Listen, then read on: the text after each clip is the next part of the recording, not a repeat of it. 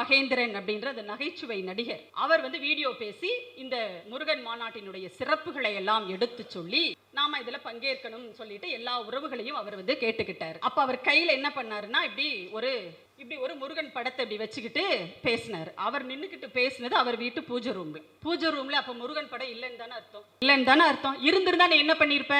முருகனை இப்படி காட்டி இல்ல பேசியிருப்ப. நீ என்ன பண்ண?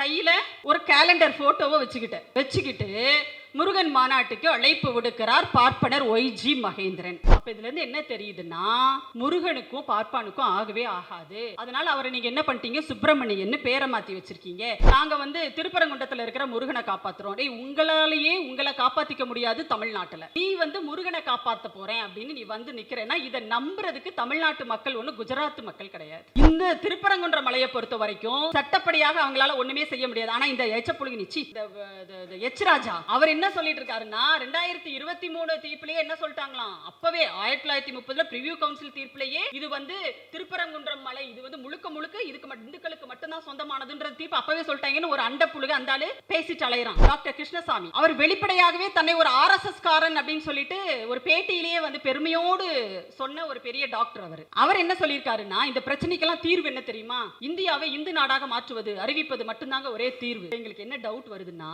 நீ டாக்டருக்கு படிச்சியான்றதுல கூட எங்களுக்கு டவுட் இல்ல, உண்மையிலேயே நீ படிச்சவன் தானான்ற டவுட்டே எங்களுக்கு வருது. ராகுல் காந்தி அவர்கள் சொன்ன மாதிரி ஆர்எஸ்எஸ்-ஐ ஒழித்தால் மட்டும்தான் இந்த இதை ஒட்டுமொத்தமா நம்மளால ஒழிக்க முடியும். இது எல்லாமே இந்த ஆர்எஸ்எஸ்-உடைய உருமாறிய கொரோனாக்கள் தான். இந்த பாஜக, ஏபிவிபி, இந்த விஸ்வ இந்து பரிஷத்து, இந்து முன்னணி, இந்த அது என்ன முன்னொரு முன்னணி என்ன இந்து மக்கள் கட்சி, இந்த ஸ்ரீராம் சேனா, அனுமன் சேனா, குரங்கு சேனா, என்னவோ சேனாலாம் வச்சிருக்காங்க. இது எல்லாமே அந்த ஆர்எஸ்எஸ் என்ற கிருமியினுடைய, கொரோனா கிருமியினுடைய உருமாறிய வைரஸ்கள். அப்ப முதல்ல நம்ம எதை அழிக்கணும்? ஆர்எஸ்எஸ் அழிக்கணும்.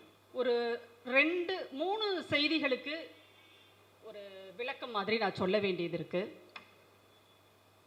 முதல்ல, சுயமரியாதை ஒரு சொல்லன்று ஒரு நூற்றாண்டின் வரலாறு அப்படின்ற அந்த தலைப்பு, அது குறித்து தோழர் வள்ளுவன் அவர்கள் ஒரு கருத்தை இங்கே பதிவு செய்தார். ஒரு நூற்றாண்டின் சுயமரியாதை ஒரு சொல் அன்று அப்படின்னு, அந்த அன்று அப்படின்னு வரும்போது அது அன்று அப்படின்ற மாதிரி அந்த காலத்தில் அப்பொழுது அப்படின்ற பொருள் தர்ற மாதிரி இருக்கு. அதனால நீங்க ஒரு சொல் அல்ல அப்படின்னு போடணும் அப்படின்னு கேட்டுக்கிட்டாரு. அதாவது இலக்கணப்படி எப்படி வரும் அப்படின்னா, பன்மை வரும்போது அந்த இடத்தில் நீங்க அல்ல அப்படின்ற அந்த சொல்லை பயன்படுத்தலாம். ஒரே ஒரு பொருளை குறிப்பது, ஒருமையில ஒரு விஷயத்தை நம்ம சொல்லும் போது அங்கே அன்று அப்படின்ற அந்த சொல் தான் பயன்பாட்டில் வரும். உதாரணத்துக்கு சொல்லணும்னா, அது பறவை அன்று, அதுதான் சரியா இருக்கும். அங்க நிறைய பறவைகள் இருக்குது அப்படின்னா அவை பறவைகள் அல்ல அப்படின்ற இதுதான், அந்த சொற்றொடர் தான் சரியாக இருக்கும் அப்படிங்கிறத நான் இங்கே சொல்லிக்க விரும்புகிறேன். அந்த அடிப்படையில் தான் சுயமரியாதை ஒரு சொல்லன்று. அதை வேணா நம்ம சேர்த்து போட்டுக்கலாம். உங்களுக்கு அந்த அன்றுன்றது தனியாக பிரிஞ்சு நிற்கிறதுனால உங்களுக்கு அது கொஞ்சம் இதுவாக தெரியுது அப்படின்னா, சொல்லன்று அப்படின்ற ஒரு இணைப்பாக நம்ம அதை போட்டுக்கலாம். அது ஒன்று நான் சொல்ல விரும்பினேன். இன்னொன்று, இங்கே பேசிய தோழர்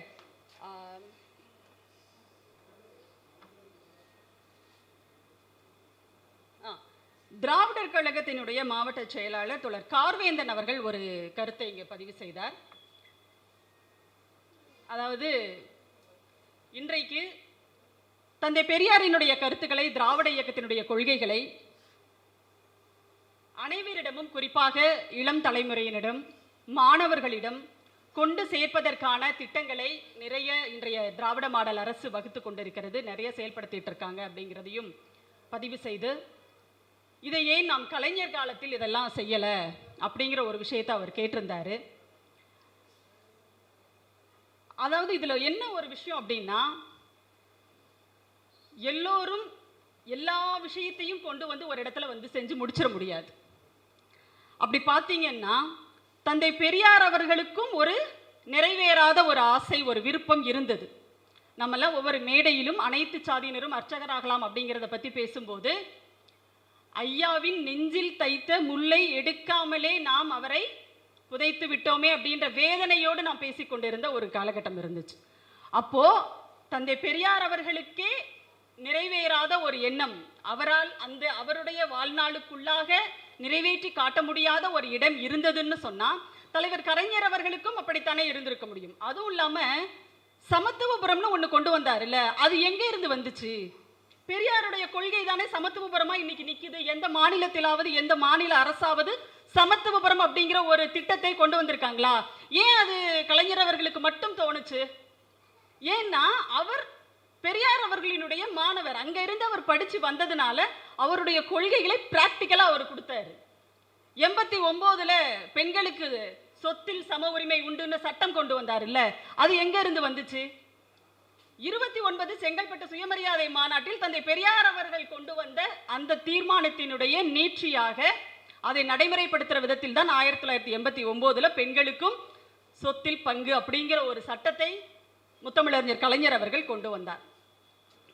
அதனால ஏன் அங்க தடுத்துச்சு? அவர் எதுவுமே தடுத்தது கிடையாது, எதுவுமே அவரை தடுத்ததும் கிடையாது, தடுக்கவும் முடியாது. அவர் ஒரு பேட்டியில சொல்லியிருப்பார்ல, உன்னால என்ன அடிக்க முடியாது, ஆனா நான் அடிச்சா நீ தாங்க மாட்டேன், அவ்வளவுதான். அதுதான் அவரால் செய்ய முடியல அப்படிங்கிறதெல்லாம் எதுவும் கிடையாது, நிறைய செஞ்சிருக்காரு. தேர்தல் அறிக்கையில் சொல்லாத ஒன்றுதான் சமத்துவபுரம், சொல்லாத ஒன்றுதான் பெண்களுக்கு சொத்துரிமை.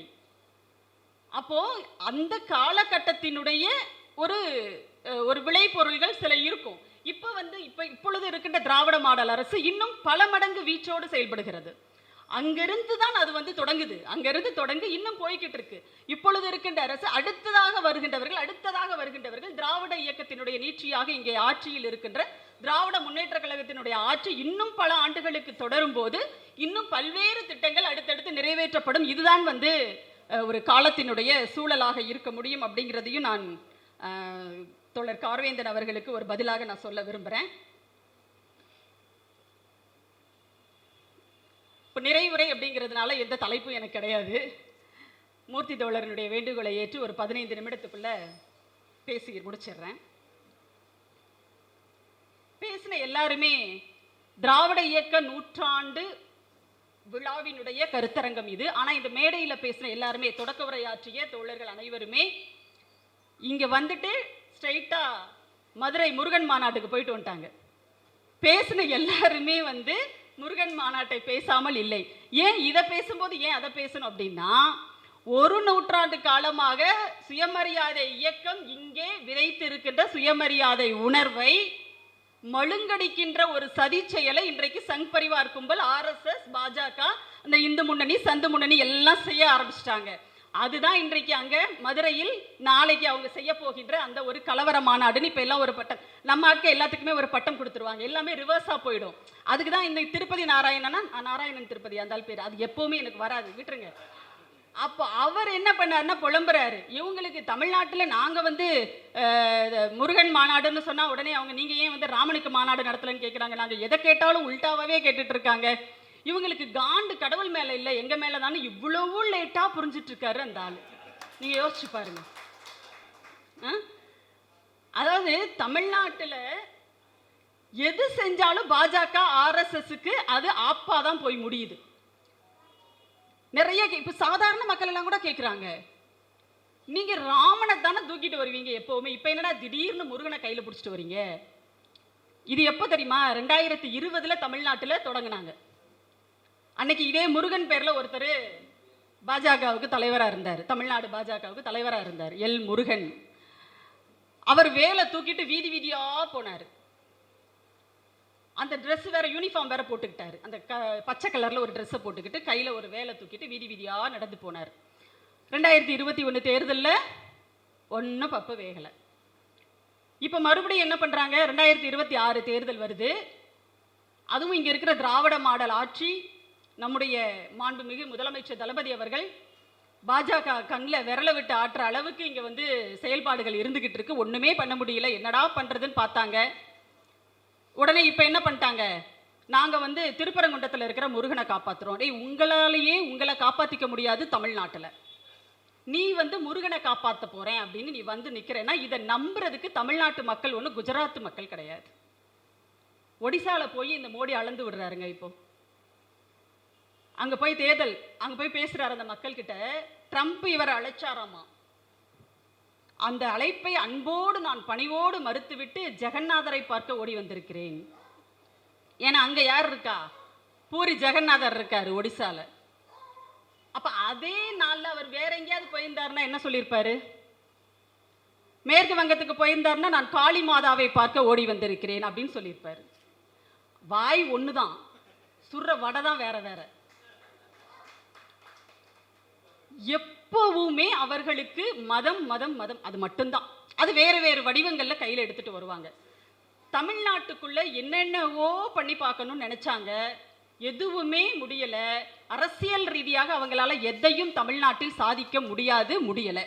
காரணம் என்ன தெரியுமா? இங்க பேசும்போது தம்பி பிரின்ஸ் கூட சொன்னாங்க, தமிழ்நாட்டினுடைய அடித்தளம் அப்படின்றது, சமூக அரசியல் அடித்தளம் என்பது பார்ப்பனிய எதிர்ப்பில் கட்டமைக்கப்பட்டிருக்கிறது.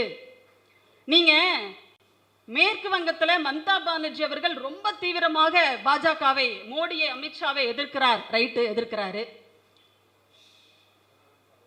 அதே மாதிரி அரவிந்த் கெஜ்ரிவால் முதலமைச்சராக இருந்த போது டெல்லி அந்த யூனியன் டெரிட்டரியில அவர் ரொம்ப தீவிரமாக எதிர்த்தாரு. ரைட்டு. ஆனா எது வரைக்கும் அவங்க எதிர்ப்பாங்க? அவங்களுடைய பாஜக எதிர்ப்பு, மோடி எதிர்ப்பு, அமித்ஷா எதிர்ப்பு, இந்த நிர்மலா சீதாராமன் எதிர்ப்பெல்லாம் எது வரைக்கும்னா அதிகாரம் வரைக்கும் மட்டும்தான்.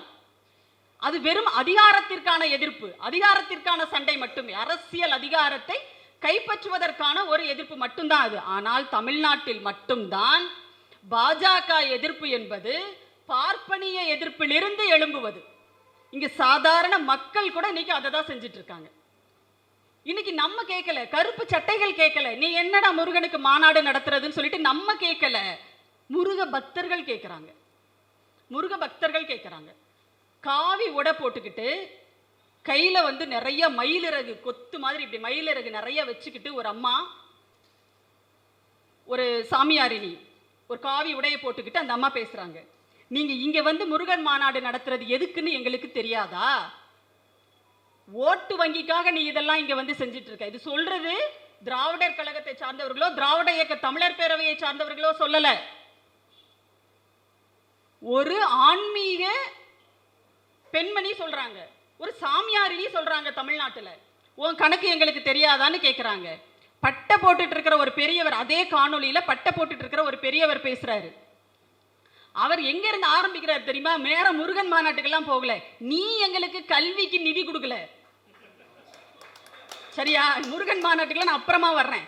நீ எங்களுக்கு கல்விக்கு நிதி கொடுக்கல, எங்களுக்கு பேரிடர் நிதியை நீ ஒரு பைசா கூட கொடுக்கல. இது எல்லாத்தையும் கொடுக்காம இங்க முருகனுக்கு மாநாடு நடத்துறேன்னா என்ன அர்த்தம் அப்படின்னு அந்த பெரியவர் கேட்கிறாரு. அவர் தலை நிறைய திருநீரு, பட்டை, நடுவுல ஒரு பொட்டு.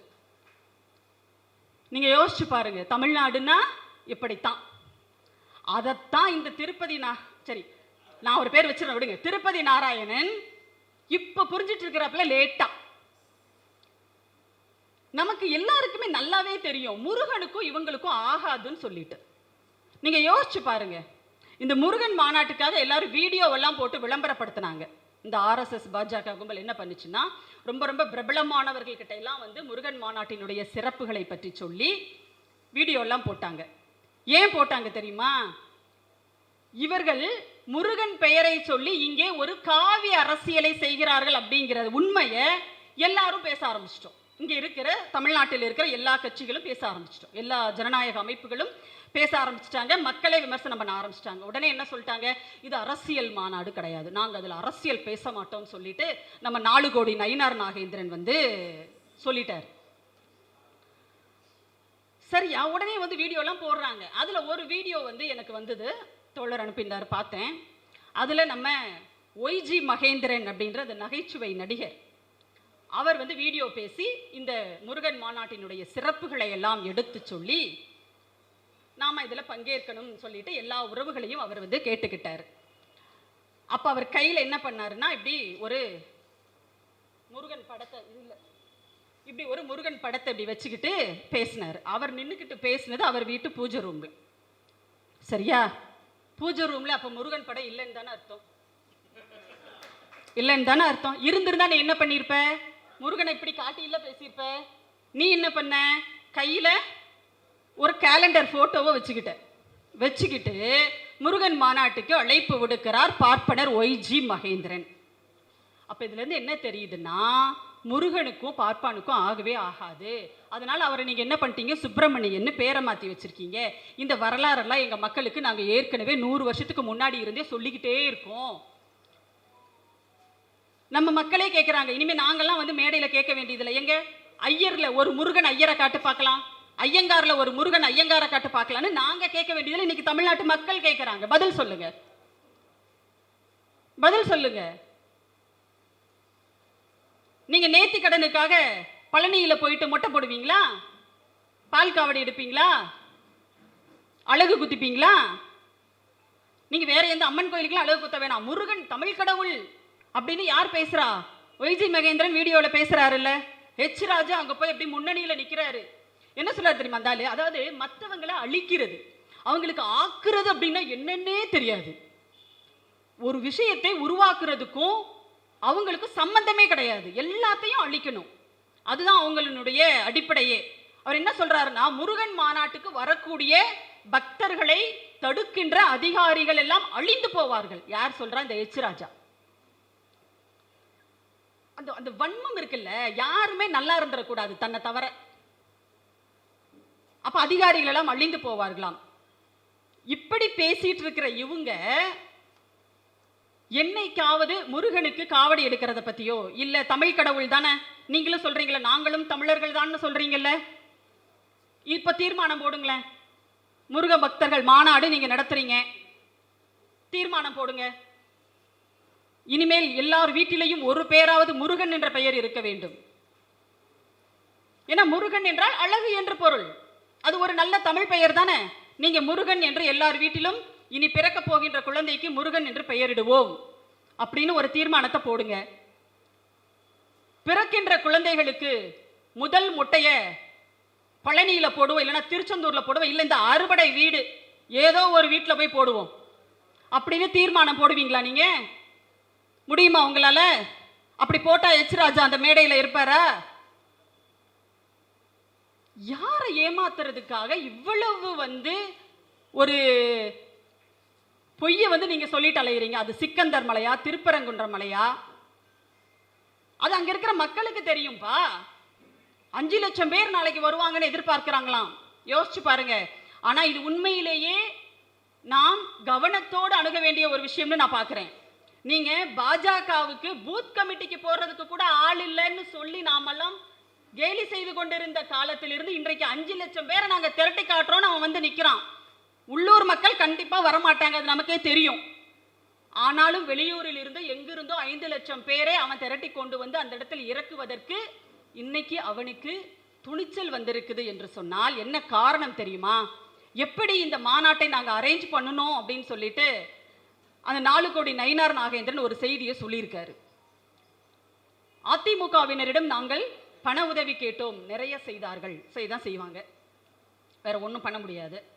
இல்லைன்னா ரெய்ட் அடிப்போன்னு பயமுறுத்துவீங்க. இல்லைன்னா அமைச்சர் நம்ம ஃபினான்ஸ் மினிஸ்டர் நிர்மலா சீதாராமன் அவர்கள்ட்ட இருந்து ஒரு ஃபோன் வரும், கொஞ்சம் ஃபைனான்ஸ் பண்ணுங்க அப்படின்னு சொல்லிட்டு, அதெல்லாம் ஓகே.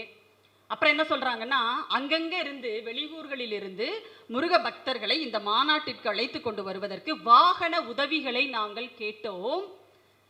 தனியார் கல்வி நிறுவனங்களினுடைய முதலாளிகள் கொடுத்து உதவுவதாக எங்களுக்கு வாக்களித்திருக்கிறார்கள்.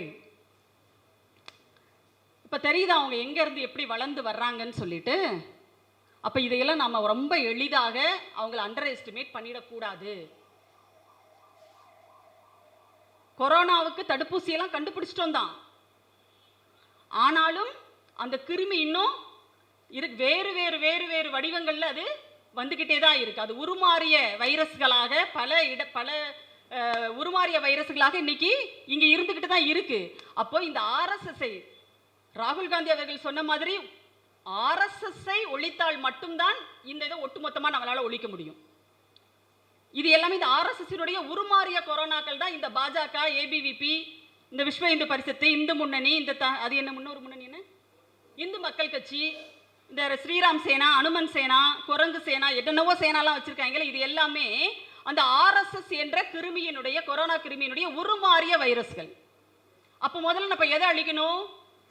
ஆர்எஸ்எஸ் அழிக்கணும். ஆர்எஸ்எஸ்ன்றது என்ன? சனாதனம். சனாதனத்தை அழிச்சா மொத்தமா சரியா போயிடும். இத பேசினதுக்கு தான் நிறைய கேஸ் எல்லாம் போட்டாங்க. ஆனா அது என்ன பண்ணல, நீதிமன்றத்திலேயே நிக்கல. அப்போ உனக்கும் சம்பந்தமே இல்லாத ஒரு முருக கடவுளை நீங்க காப்பாத்துறோம்னு சொல்லிட்டு வந்து நிக்கிறீங்கன்னா இதுல முழுக்க முழுக்க அரசியல் தான் இருக்குது அப்படிங்கிறத தெரிஞ்சிக்க முடியாத அளவிற்கு தமிழ்நாட்டு மக்கள் ஒன்றும் குஜராத் மாநிலத்தில் இருக்கின்ற அப்பாவி மக்களோ அல்லது உத்தரப்பிரதேச மாநிலத்தில் இருக்கின்ற அப்பாவி மக்களோ இல்லை. இது எனக்கு அரசியலே கிடையாதுன்னு சொன்னேன். அப்புறம் எதுக்கு உத்தரப்பிரதேசத்தினுடைய முதலமைச்சர் அந்த குரங்கு கையில வச்சிட்டு இருப்பாரு, அந்த யோகி ஆதித்யநாத் வருவார்னு நீ சொன்ன. இப்ப ஆந்திராவில் இருக்கிற துணை முதலமைச்சர் என்ன என்ன கல்யாண், பவன் கல்யாண் என்ன ஸ்டாரு? அது ஒரு ஸ்டாரும் கிடையாதுன்றது. அவர் ஏறி போனார்ல நடையா, எங்க திருப்பதிக்கு ஏறி போய் கடைசியில் உயிர் பழச்சி வந்ததே பெரிய விஷயம் சொல்லிட்டு நேரம் ஐசியூல போய் அட்மிட் பண்ணவரெல்லாம் பவர் ஸ்டாரெல்லாம் சொல்ல முடியாது. ஸோ அந்த பவன் கல்யாண் வந்து துணை முதலமைச்சர் ஆந்திராவில், அவரையே நீ கூட்டிட்டு வர்ற? இது அரசியல் மாநாடு இல்லைன்னு தானே சொன்னேன். அப்ப நீ என்ன பண்ணியிருக்கணும்? இங்க இருக்கிற மடாதி, ஏன் உங்களுடைய சங்கராச்சாரியாரை நீங்க முதல் விருந்தினரா நீங்க அழைச்சி முருக மாநாட்டில் நீங்க ஏற்றி இருக்கணுமா இல்லையா? ஏன் யோகி ஆதித்யநாத் அங்க இருந்து கூட்டிட்டு வர்ற? கலவரம் செய்யறதுல யாரு பெஸ்ட்னு பார்த்து நீ கூட்டிட்டு வர்ற இங்க, அப்படிதானே? சரி, முருக பக்தர்கள் மாநாடு நீ நடத்துற, திருப்பரங்குன்றத்தை தேர்ந்தெடுத்திருக்கிற, அதுல உனக்கு இருக்கிற அரசியல் தெரியுது. ஆனா கோர்ட்டுக்கு போனா உன்னால ஒன்றும் பண்ண முடியாதுங்கிறது உனக்கு புரியுது. ஏன்னா அங்க 1920 பிரிட்டிஷ் காலத்தில் ஆரம்பிச்ச வழக்கு 2023 வரைக்கும் தெளிவா இருக்கு. அந்த தீர்ப்பை மாற்றவே முடியாது. அந்த தீர்ப்பை கொடுத்தவர் கூட ஒரு ராமர் ஐயர், அது தோழர் ரொம்ப தெளிவா சொன்னாங்க. அப்போ எந்த நீதிமன்றத்திற்கு போனாலும் அந்த தீர்ப்பை மேற்கோள் காட்டி இந்த தீர்ப்பு சரியானதுதான் அப்படிங்கறத 2023 வரைக்கும் வாங்கி வச்சிருக்காங்க. அப்ப கோர்ட்டுக்கு போனாலும் உன்னால ஒன்றும் பண்ண முடியாது. அதே மாதிரி தான் இந்த இந்தியை வந்து கற்றுக் கொடுக்கணும் அப்படின்னு சொல்லிட்டு ஒருத்தர் வந்து என்ன பண்ணாரு, மும்மொழி கொள்கை வேணும்னு கோர்ட்டுக்கு போனாரா? அது ஒரு வீடியோ கூட உங்களுக்கு வந்திருக்கும். அதே கட்சியை சேர்ந்த ஒருத்தர் கருநாகராஜன் நினைக்கிறேன், ஒரு ஆடியோ லீக் ஆச்சு. அவர் தொண்டர் ஒருத்தர் கொந்தளிக்கிறாரு, நான் வந்து தமிழ்நாட்டில் இந்தி கற்றுக் கொடுக்கணும், மும்மொழி கொள்கை தான் வேணும்னு சொல்லிட்டு நான் வந்து என்ன பண்ண போறேன், வழக்கு போட போறேன் அப்படின்னு சொல்லிட்டு. அப்பவே அவர் சொன்னார், வேணாண்டா, நம்ம பக்கம் ரொம்ப வீக்கா இருக்கு, போகாத, சந்தி சிரிச்சிரும், எவ்வளவோ சொன்னாரு. ஆனாலும் அவருக்கு அவ்வளவு ஆவேசம். ஏன்னா அவ்வளவு ஏற்றி விட்டுருக்காங்க, ஸ்க்ரூவை அவ்வளோ டைட்டாக ஏற்றி விட்டாங்க. போட்டார் வழக்கு, கடைசியில் என்னாச்சு, தோத்து போயிட்டாங்க. அதே மாதிரி தான் இந்த திருப்பரங்குன்ற மலையை பொறுத்த வரைக்கும் சட்டப்படியாக அவங்களால ஒன்றுமே செய்ய முடியாது. ஆனால் இந்த எச்சப்புழுகி நிச்சி இந்த எச் ராஜா அவர் என்ன சொல்லிட்டு இருக்காருன்னா, 2023 தீர்ப்புலேயே என்ன சொல்லிட்டாங்களாம், அப்பவே 1930 பிரிவியூ கவுன்சில் தீர்ப்புலேயே இது வந்து திருப்பரங்குன்றம் மலை இது வந்து முழுக்க முழுக்க இதுக்கு இந்துக்களுக்கு மட்டும்தான் சொந்தமானதுன்ற தீர்ப்பு அப்பவே சொல்லிட்டாங்கன்னு ஒரு அண்ட புழுக அந்த ஆளு பேசிட்டு அலையிறான். ஆனா அது உண்மை இல்லைங்கிறது நீங்க எல்லாரும் சொல்லியாச்சு. அந்த தீர்ப்பினுடைய நகல் உட்பட எல்லாத்தையும் எடுத்து பொதுவெளியில போட்டுட்டோம். அப்ப நீதிமன்றத்திற்கு போனாலும் உங்களால ஒன்றும் பண்ண முடியாதுங்கிறது தெரிஞ்சிருச்சு. அதனால என்ன ஆரம்பிச்சிருக்காங்கன்னா, கலவரம் செய்தாவது நாங்கள் என்ன பண்ணுவோம், நாங்க நினைச்சதை சாதிப்போண்டா அப்படின்ற இடத்துக்கு வர்றாங்க. கலவரம் செய்தாலும் இங்க ஒன்றும் உங்களால பண்ண முடியாது அப்படிங்கிறது தெரிஞ்சாலும் கூட இங்கே நடைபெற்று கொண்டிருக்கின்ற திராவிட மாடல் ஆட்சிக்கு இடைஞ்சல் கொடுத்துக்கிட்டே இருக்கணும். இதுதான் இவங்களினுடைய நோக்கம். இதுக்கு இங்கேயே தமிழ்நாட்டிலேயே சில கைக்கூலிகளை களமிறக்கி விட்டுருக்காங்க. அது யார் யாருன்றதெல்லாம் நம்முடைய ஊடக நண்பர்கள் வரிசையா சொன்னாங்க. அதுல ஒருத்தர் வந்து தமிழ் இந்து அப்படின்னு சொல்லிட்டு ஒருத்தர் கிளம்பினார். அந்த கைக்கூலி ஒரு பக்கம். இன்னொரு பக்கம் ஒருத்தர் ஏற்கனவே சொன்னாங்க, 2 டாக்டர்களால 2 பேர் நெஞ்சு வலின்னு சொல்லிட்டு மருத்துவமனையில் போய் படுத்துட்டாங்க பாருங்க தமிழ்நாட்டில்னு சொல்லிட்டு நடப்பு அரசியல பேசினாங்கல்ல. அதில் அந்த RSS பாஜக சங் பரிவார கூட்டணி இருக்குல்ல, அந்த கூட்டணியில இன்னொரு டாக்டரும் இருக்காரு, டாக்டர் கிருஷ்ணமூர்த்தி. அவர் வெளிப்படையாகவே கிருஷ்ணசாமி, டாக்டர் கிருஷ்ணசாமி அவர் வெளிப்படையாகவே தன்னை ஒரு RSS காரன் அப்படின்னு சொல்லிட்டு ஒரு பேட்டியிலேயே வந்து பெருமையோடு சொன்ன ஒரு பெரிய டாக்டர். அவர் என்ன சொல்லியிருக்காருன்னா, இந்த பிரச்சனைக்கெல்லாம் தீர்வு என்ன தெரியுமா, இந்தியாவை இந்து நாடாக மாற்றுவது, அறிவிப்பது மட்டும்தாங்க ஒரே தீர்வு. இப்போ எங்களுக்கு என்ன டவுட் வருதுன்னா, நீ டாக்டருக்கு படிச்சியான்றதுல கூட எங்களுக்கு டவுட் இல்லை, உண்மையிலேயே நீ படிச்சவன் தானான்ற டவுட்டே எங்களுக்கு வருது. எவ்வளவு அயோக்கியத்தனம் பாருங்க. உங்களுடைய சுயநலத்துக்காக எவ்வளவு பெரிய ஒரு கலவரத்துக்கு திட்டமிடுறாங்க. அவங்களுக்கு ஆதரவாக நீங்க போய் நின்று தொலைங்க, ஏன்னா உங்களுக்கு அங்க ஆதாயம் கிடைக்குது.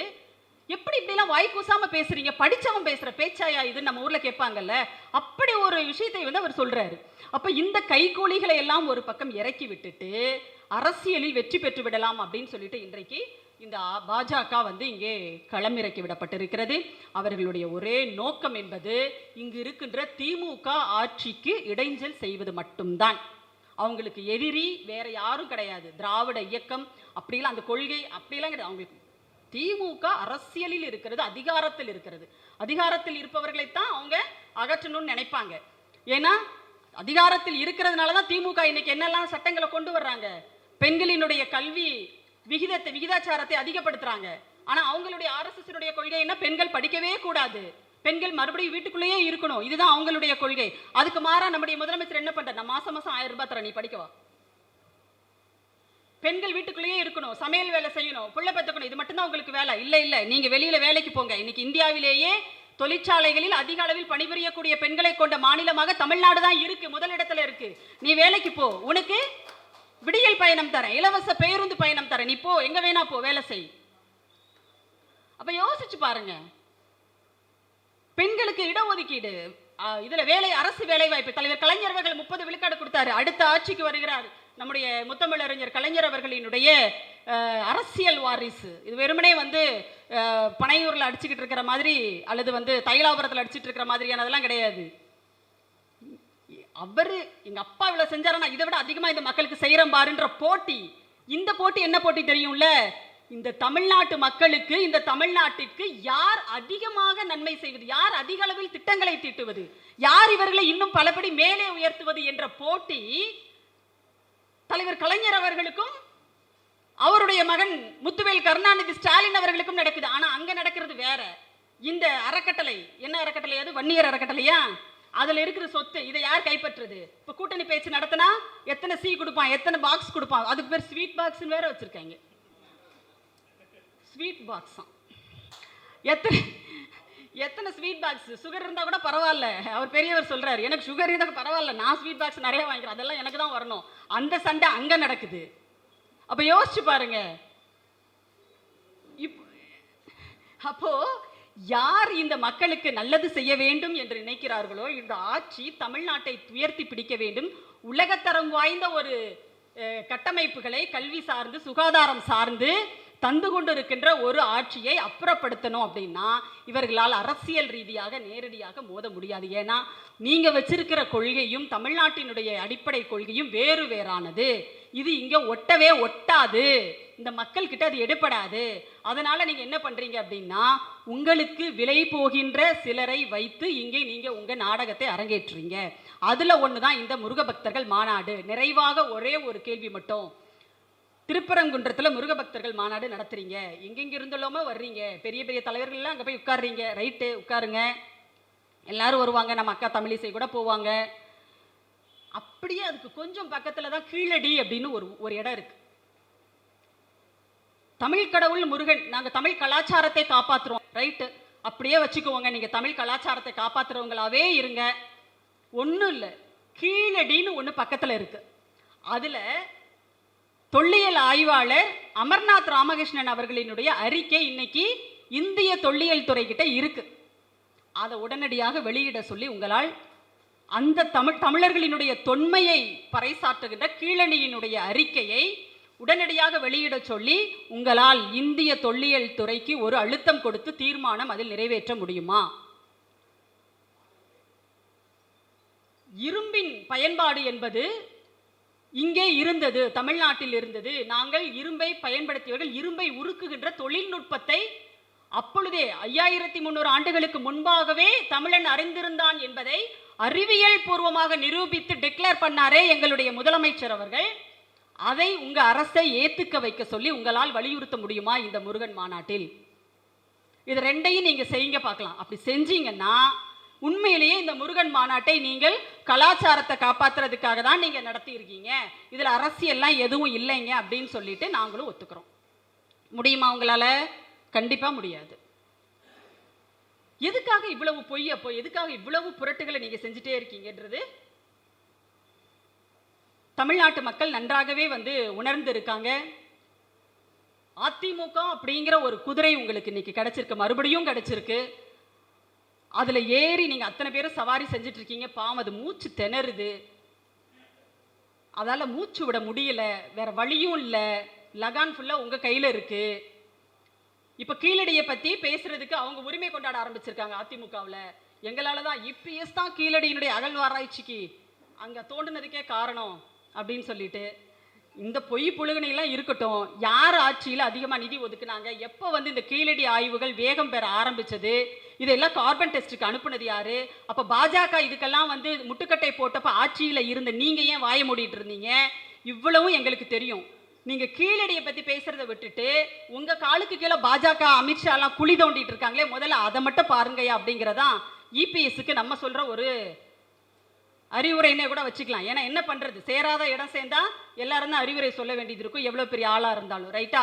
அப்போ நீங்க என்ன பண்ணணும் அப்படின்னா, இன்னைக்கு புதுசா ஒருத்தர் வந்து அதிமுகவில் பேட்டி கொடுத்துட்டு இருக்காரு. அவர் இவ்வளவு நாளா காணாம போயிருந்தாரு. ஏன்னா அதிமுகவுக்கு பாஜகவுக்கு ஆர்எஸ்எஸ்க்கு முட்டிக்குச்சு.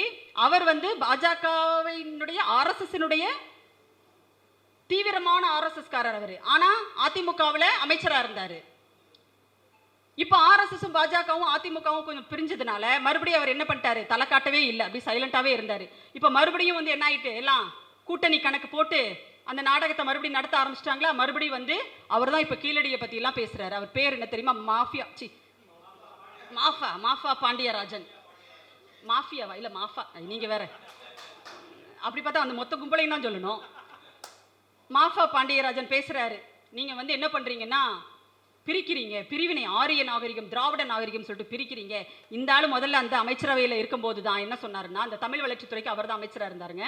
அப்ப சொன்னாரு, இந்த இது வந்து என்னன்னா சமஸ்கிருதமும் தமிழும் வந்து வேறு வேறு கிடையாது, அந்த ஆரிய நாகரிகமும் இந்த நாகரிகமும் வேறு வேறு கிடையாது, தமிழர் நாகரிகமும் அப்படியெல்லாம் உருட்டின ஆளு தான் அவர். இன்னைக்கு கரெக்டா உருட்ட வந்துட்டாரு கீழடியை பத்தி.